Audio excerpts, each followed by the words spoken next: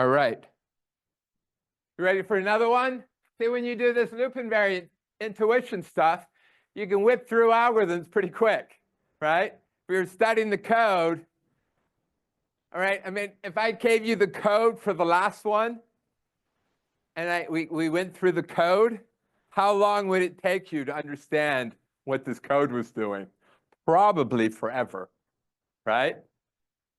All right, so now we're going to use the stack again, but this time what we're trying to do is to match brackets, right?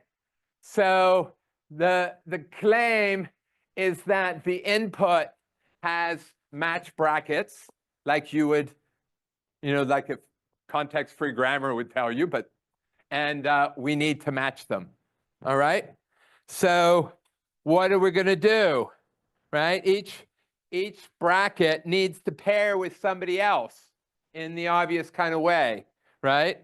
And so in this case, right, they don't pair up, right? Because the red one doesn't match. Oh, here, I can't really see it. Can you see we got a tree under here, right, of who's matching? And they're always inside, right? You got to match the outside and then match in. You know how to match things. And then, well, if you throw this guy in, he doesn't know who to match, right? And you think, is this useful?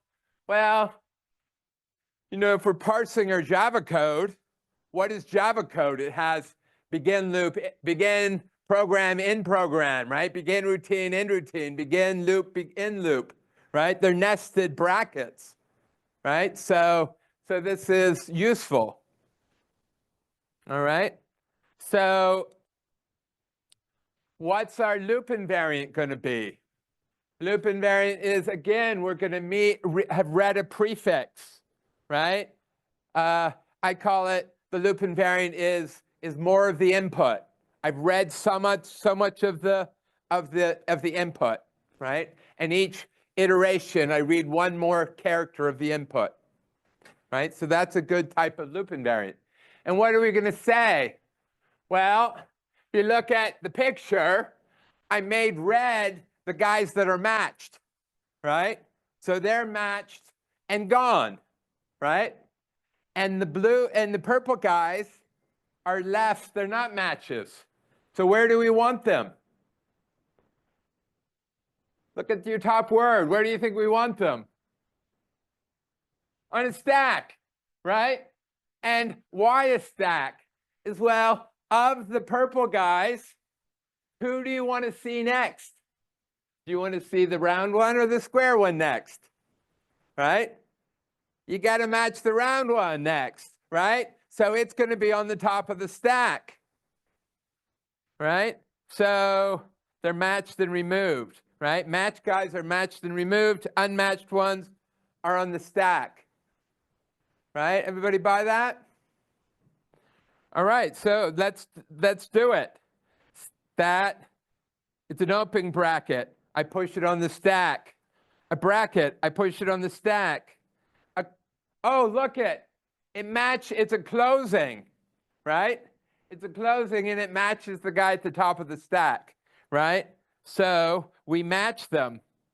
If it matches, you pop them, right? And then they're matched, right? So then opening, right? You get your opening. And this is where we were when we looked at the example, right? But you keep going, right? It goes on the stack. Oh, he gets matched. So they pop, right? This guy, oh, who does it match?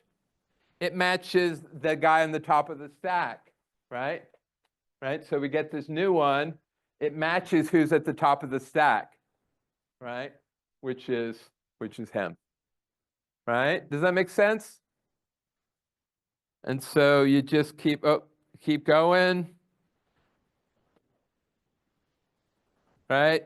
Oh, what happened? I got a closing, and it didn't match what's on top of the stack, right? So the loop invariant's not true, and we crash, right? or we do whatever you do. You throw, in Java, you throw exceptions, right? Everybody follow this? But in this case, we're matched, and so then the string's empty, our input's empty, our stack's empty, right? If our string was empty and our stack was not empty, what would we do?